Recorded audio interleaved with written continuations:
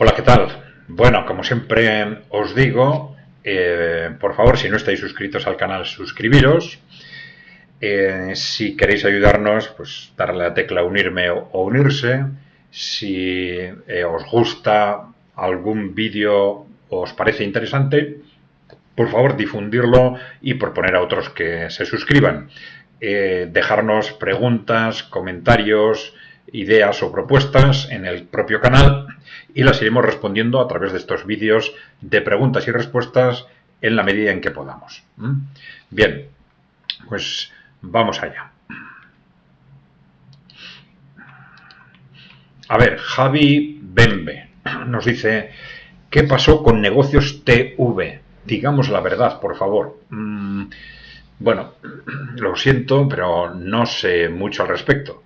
Igual tú sabes más. Vamos a ver, yo soy consciente de que durante el verano han reducido el ritmo de la programación, pero no sé nada más. Pienso que es simplemente una consecuencia del periodo de vacaciones, pero puede ser que esté sucediendo algo más que yo desconozca.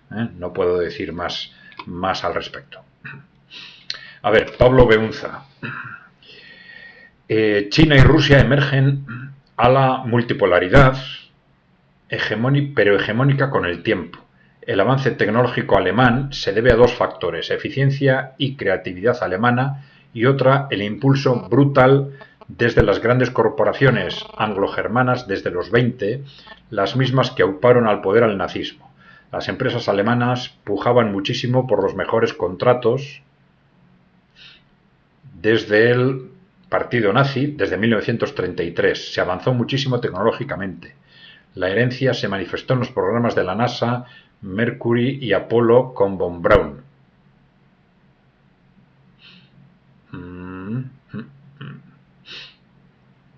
Bien, vamos a ver, aquí hay temas distintos porque la multipolaridad, bueno, al principio hablas de la multipolaridad.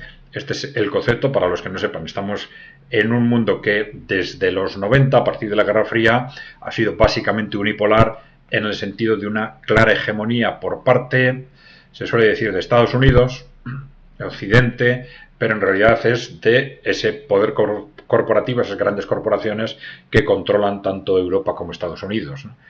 Pero el avance tecnológico alemán, bueno, sí, está claro que hubo una apuesta de las grandes corporaciones alemanas, otras europeas, británicas y norteamericanas, para impulsar el nazismo como movimiento en su momento y para ayudar al gobierno nazi a partir del año 1933. Bueno, no sería fácil calcular qué es lo que ellos hicieron bien o en qué medida, desde el punto de vista tecnológico estamos hablando, y en qué medida fue fundamental este apoyo corporativo externo, ¿no? Bien, pero sí, es evidente que la industria occidental en conjunto se volcó en ayudar al régimen nazi, y ya sabéis cuáles eran los objetivos detrás de esto. Uno, neutralizar, hacer frente a un movimiento obrero que entonces era muy agresivo y que en sí mismo ya para las grandes corporaciones era un peligro, y en segundo, hacer frente a la Unión Soviética. Bien. Luego esto pues se escondía de unas u otras formas, con unos otros mensajes, en el movimiento fascista, en el movimiento nazi, etcétera, pero está claro que este era el objetivo fundamental. Bueno, Adriano nos dice: las logias, masones, Vaticano, etcétera, que son las que mandan en las corporaciones, ¿qué antigüedad podrían tener?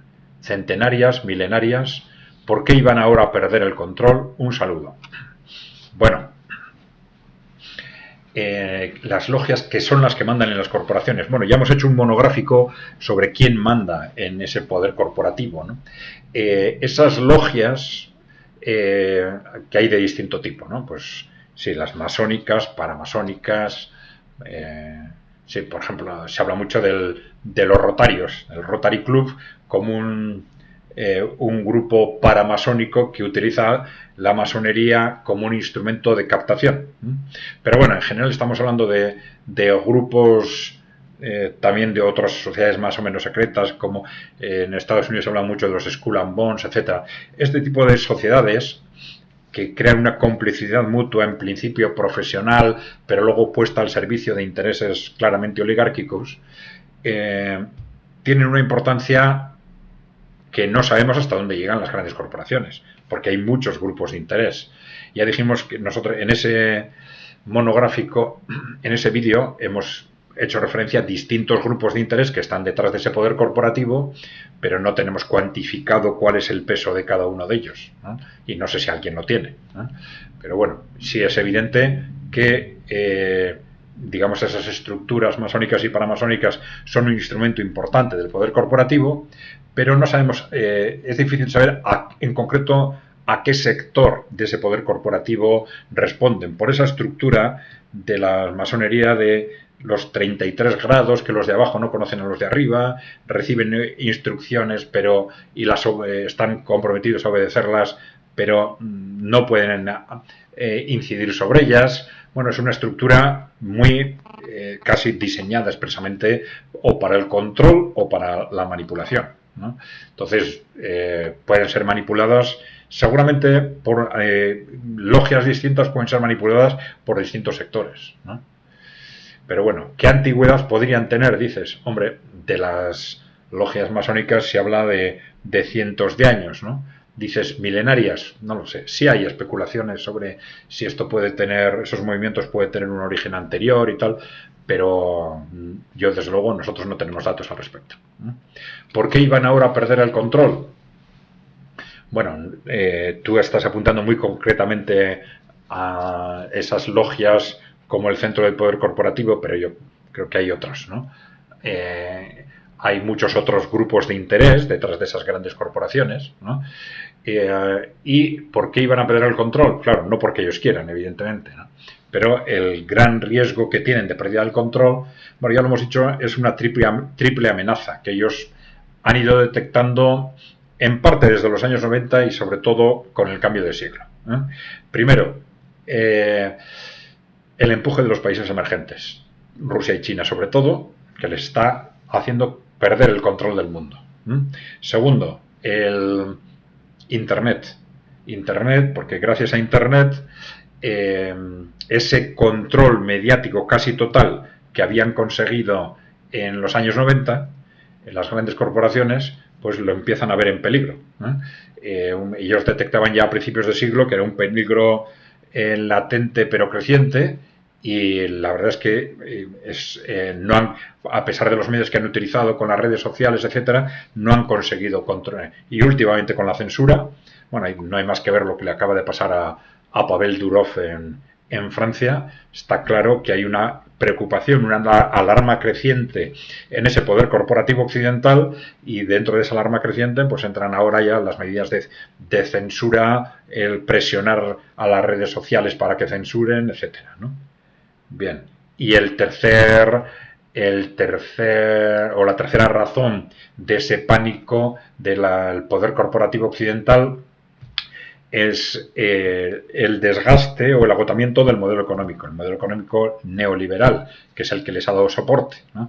Y que frente al cual, bueno, pues hay algunos apuntes sobre cuál podría ser el nuevo modelo, etcétera, pero no tiene una perspectiva clara de cómo avanzar de aquí en adelante, claro, a través de un modelo económico que les garantice los beneficios y el poder que han tenido hasta ahora, por lo menos, por lo menos. Bien.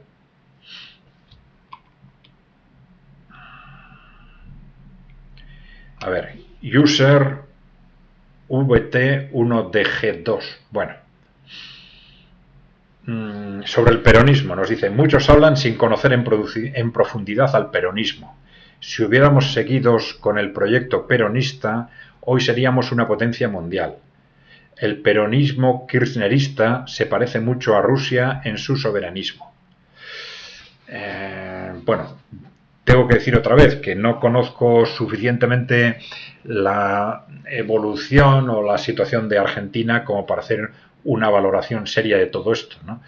Pero Pero claro, sí me parece que con el peronismo sucede también con esas palabras que se utilizan en política demasiado, y entonces, o que se utilizan mucho, ¿no? Y entonces los que están a favor le aplican todas las características positivas, los que están en contra todas las características negativas, y esto distorsiona bastante el análisis, ¿no? Claro, hay también tendencias muy distintas dentro del peronismo, y entonces valorarlas a todas de la misma forma, pues probablemente sería injusto, ¿no? Entonces, bueno, el peronismo, si añade, digamos, a cualquier estrategia que sea buena, que sea positiva para el futuro de Argentina, le añade, digamos, una clara vocación popular, una clara vocación de actuación a favor de los trabajadores, de los ciudadanos en general, bueno, pues puede ser una especie de compromiso moral interesante, ¿no? Pero claro, hay que ver realmente lo que hay detrás, que esas estrategias efectivamente sean correctas, ¿no?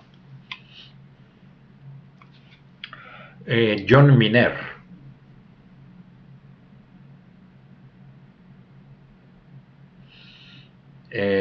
Bueno, escribe en euskera, dice, a ver qué podemos contar sobre los conflictos diplomáticos entre México y Estados Unidos.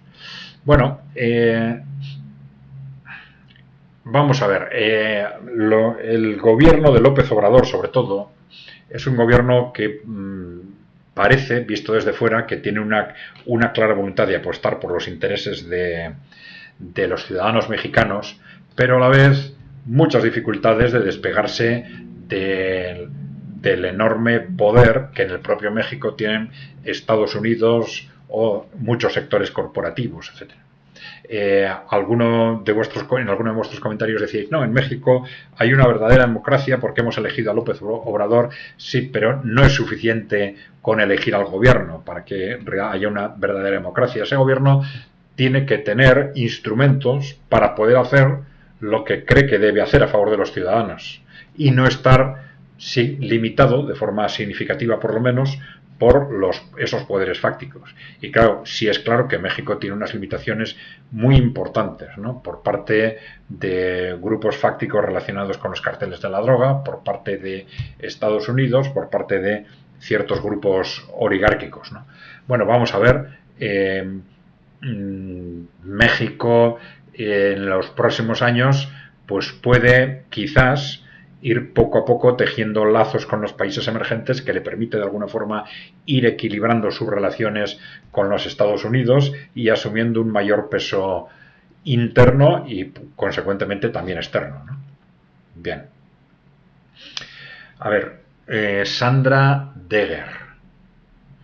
Sobre el peronismo también. Hay un antes y un después de su aparición. El que habla del movimiento que organizó el Estado desde la creación de organismos que le dieron acceso a la educación y la vivienda, la movilidad social de esos años no tuvo continuidad. La ley de contrato de trabajo le dio al trabajador desde 1974 la protección que le faltaba para la estabilidad laboral y puedo seguir. Bueno, un poco en la línea anterior, ¿no? Destacando aspectos positivos del peronismo. De cualquier forma, a la hora de hacer referencia a movimientos sociales de los años 60-70, hay que ser prudentes, ¿no? Porque algo similar, por ejemplo, se comenta en España con respecto al franquismo. No en ese nivel, pero bueno, se habla de medidas sociales que se tomaron durante el periodo franquista y que después no se tomaron. O la configuración, esto es muy importante, de un sector público empresarial que luego, después del franquismo, los distintos gobiernos fueron privatizando. Y entonces incluso se escribió hace unos años un libro que se titularon Franco Socialista, ¿no?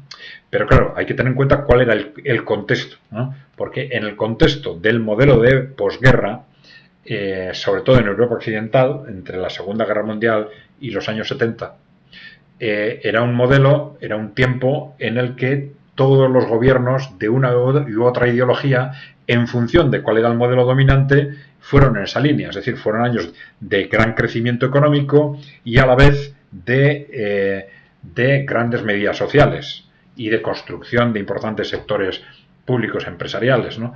Eso lo hicieron en unos países los socialdemócratas, en otros los democristianos, en otros los laboristas, en Francia los gaullistas, etcétera.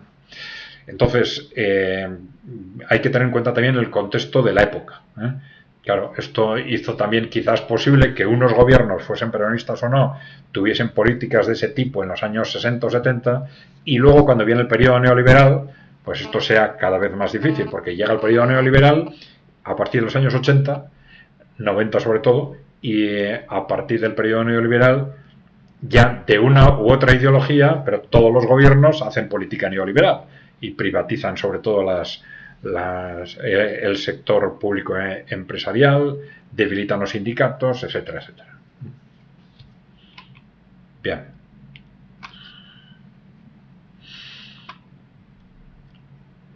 Clara Muñoz, con respecto a los países emergentes, nos dice: ¿cómo actuaron estos países durante el evento sanitario de 2020? ¿Se desmarcaron de las políticas sanitarias occidentales? Si no es así, ¿hay alguna explicación? Bueno, vamos a ver, lo que sucedió en 2020-2021 es muy confuso, ¿no? En general, en todos los países, ¿no? Y no está claro, las presiones a nivel internacional para todos los países fueron tremendas, ¿no? Las políticas de los países emergentes sí fueron distintas. Por ejemplo, fueron mucho menos agresivos en el tema de los confinamientos, para empezar. Tienes, por ejemplo, Bielorrusia, entre los países emergentes, fue el único país, junto a Suecia, que no se negaron rotundamente a aplicar los confinamientos. Es decir, se negaron y, bueno, al final con bastante éxito, ¿no?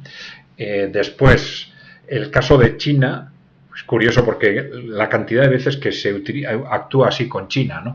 Pero el caso de China se utilizó inicialmente como referencia para justificar luego los confinamientos, primero en Italia, luego en España, al final en el conjunto de Europa, cuando en realidad China enseguida modificó sus políticas iniciales y al final solo confinó a un 4 o 5% de la población. Este fue un dato que a nosotros mismos nos dejó perplejo y dijimos, bueno, en todo lo que nos están diciendo los medios de comunicación, aquí hay algo realmente extraño y que nos empezó a generar una duda razonable sobre todo aquel proceso. Bueno, entonces luego también China tuvo políticas mucho más flexibles en cuanto a otro tipo de medidas sanitarias. En cuanto a las vacunaciones, estos países no han utilizado sus propias vacunas, no vacunas de ARNM, que son las que ha utilizado en Occidente, que son las que se han demostrado que eran las más peligrosas y las que están produciendo mayores efectos secundarios, ¿no? Bien, no sé si puedo decir mucho más. No sé si puedo decir mucho más sobre esto.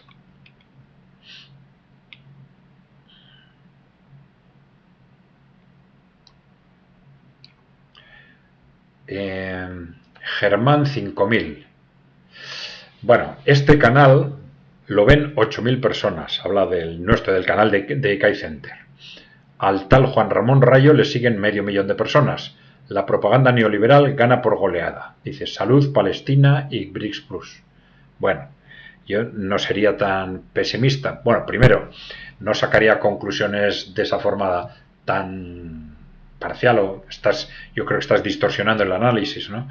Juan Ramón Rayo efectivamente tiene muchos seguidores, lleva muchos años, pero hay otros canales vamos a decir, alternativos que tienen no neoliberales, como tú dices, o no liberales, que tienen muchísimos seguidores, muchos más que los nuestros, ¿no?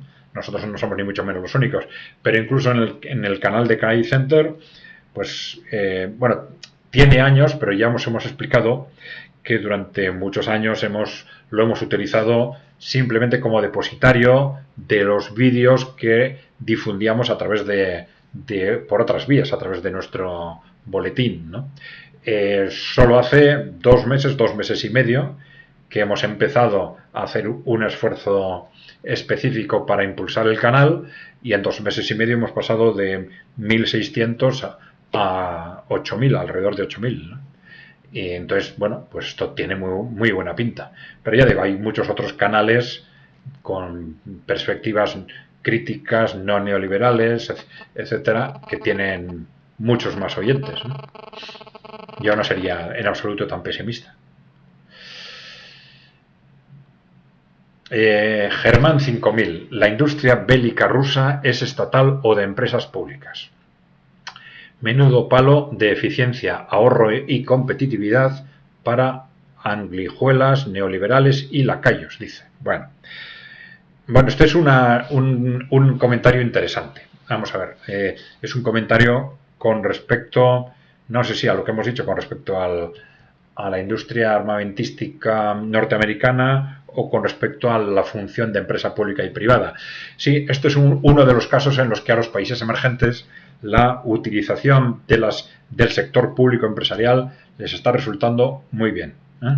Y esto, comparativamente, son sectores que están siendo mucho más eficientes que la industria armamentística occidental.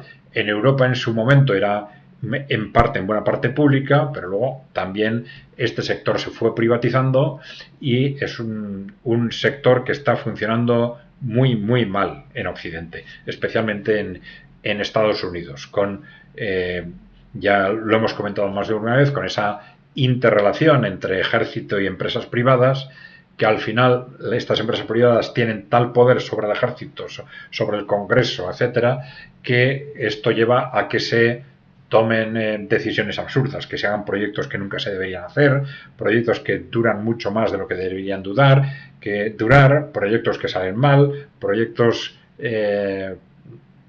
que tardan muchísimos más años de los que deberían tardar o son muchísimo más caros de lo que deberían ser, ¿no? Bueno, esto ha llevado clarísimamente a un declive de la industria armamentística occidental clarísimo, sobre todo si lo comparamos con Rusia y China, que son en los que la industria armamentística es fundamentalmente pública y sigue dinámicas claramente distintas, ¿eh? Vamos a ver, Ángel Luna. ¿Cómo casa ese modelo emergente con la lucha de clases? Vamos a ver. Bueno, entiendo que tú partes de una metodología de análisis marxista, por eso utilizas esa expresión de lucha de clases, ¿no? Vamos a ver, lucha de clases en nuestro caso, en el caso de Occidente en este momento, es evidente que existe, en el sentido de que hay un conflicto permanente y latente, y abierto, de las dos formas, entre capital y trabajo, ¿no? Entre propietarios del capital y asalariados. Esto se manifiesta en la existencia de los sindicatos y en el conflicto constante entre sindicatos y propietarios del capital por la distribución del valor añadido de las empresas, ¿no?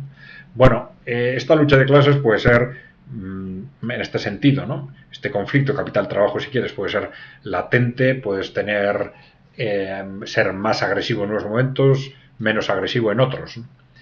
Pero por distintas razones, ¿no? Pero en este modelo emergente, vamos a ver, yo creo que este concepto de lucha de clases entre propietarios del capital, sobre todo las grandes corporaciones, y los ciudadanos o los trabajadores, es evidente desde un planteamiento global. Es decir, estos países emergentes primero han desarrollado, sobre todo Rusia y China, una estrategia anticorporativa. Anticorporativa, que podría llamársele, digamos, resultado de una lucha de clases, si quieres, ¿no? Una estrategia anticorporativa por la que, primero, muy claramente en Rusia, a partir de lo que se llamó la Revolución Putin, echando a las grandes corporaciones del poder, y esto supone, evidentemente, poner el poder al servicio de los ciudadanos, ¿no? Bueno, y en el caso de China, sobre todo a partir del año 2012, con la llegada de Xi Jinping al poder, en el que se empieza a apartar a las grandes corporaciones del poder en China, ¿no? A las grandes corporaciones chinas e internacionales. Pero claro, son estrategias anticorporativas que se plantean a nivel de sus propios países y, claro, y también a nivel global, con esa apuesta por un mundo multipolar. Bueno, a todo eso llámale lucha de clases o llámale, digamos, defensa de los ciudadanos frente a las grandes corporaciones, ¿no? Pues es evidente que ese encaje pues es bastante claro. A ver, Leise 3 o Leise Irun me dice en euskera. Me dice que he dicho, bueno, que el euskera es una lengua limitada. De veras, me dice, no está en absoluto de acuerdo, que le parece que es una perspectiva limitada. Bueno, yo no he dicho eso, no lo he dicho en el sentido que creo que tú has interpretado. Es decir, no lo digo en el sentido de que el euskera intrínsecamente, en base al corpus lingüístico que dicen algunos, ¿no?, que sea una lengua limitada para determinadas funciones.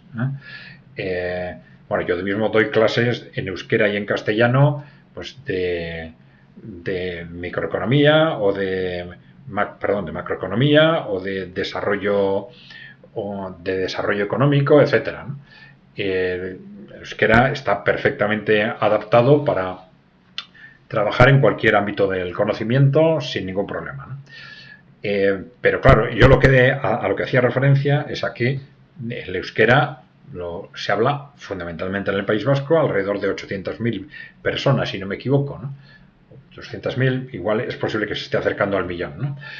Pero, claro, estamos una cosa es que el euskera sea perfectamente válido para relacionarnos entre nosotros, pero para relacionarnos con otras personas es evidente que necesitamos utilizar otras lenguas. Es decir, no podemos, una lengua tan pequeña no puede pedir a otros que aprendan euskera para comunicarse con ellos. Entonces necesitamos utilizar sobre todo lenguas de gran difusión, o el castellano o el inglés, etcétera, según con qué ámbito nos estemos relacionando. A eso me estaba refiriendo. Yo creo que eso es algo de lo que yo creo que prácticamente todos los vascos son perfectamente conscientes, ¿no? Bien.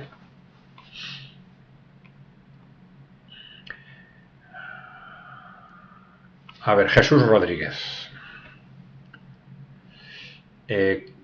Bueno, está hablando bien de estos programas, pero dice: ¿cree que la fractura o balcanización de España debilita la lucha de la clase obrera y a quién beneficia? ¿A las corporaciones? ¿Al globalismo? La fractura o balcanización. Bueno, vamos a ver. La división social tiende a beneficiar a las corporaciones. Lo que pasa es que a veces, si no cambian otras cosas, ¿no? Pero claro, esa división social se puede producir en un contexto de lucha en el que una de las facciones apuesta a favor de las corporaciones, del poder corporativo, y otra en contra. Ese contexto puede cambiar mucho, ¿no?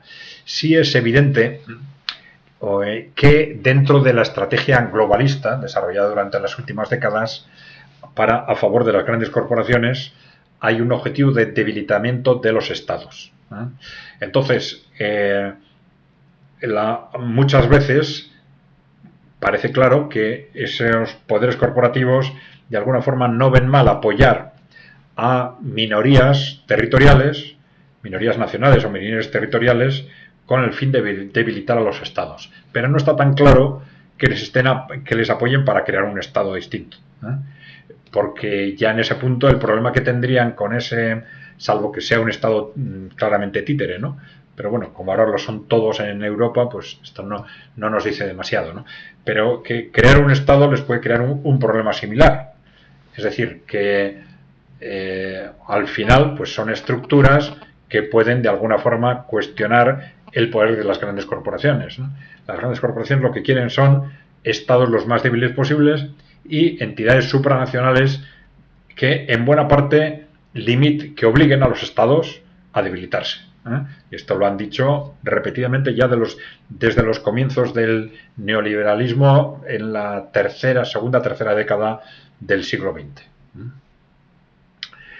Bien, bueno, creo que con esto está claro. Es decir, esto puede suponer, pero claro, habría que ver el caso concreto, puede suponer que las grandes corporaciones estén interesadas en ese enfrentamiento, pero el enfrentamiento que va en los dos sentidos, es decir, en que mantener a distintas comunidades dentro de un país enfrentadas pero eso no quiere decir que les vayan a apoyar a una parte de esas comunidades hasta la creación de un Estado diferente, ¿no? Probablemente eso ya no les interesa, ¿eh? Les interesa alentar movimientos, alentar enfrentamientos en los dos sentidos, ¿eh? También en los poderes centrales frente a los territoriales, etcétera, ¿eh? Bien, bueno, pues si os parece, vamos a dejarlo aquí. Por favor, si no estáis suscritos, por favor suscribiros al canal, dando a la tecla suscribirse. Si queréis ayudarnos, darle a la tecla unirme o unirse, difundir por favor la información que os parezca interesante, proponer a otros que se suscriban y ya sabéis, dejarnos preguntas, comentarios, ideas, propuestas y en la medida en que podamos las iremos atendiendo a través de estos vídeos de preguntas y respuestas. Vale, pues gracias por vuestro seguimiento y hasta la próxima.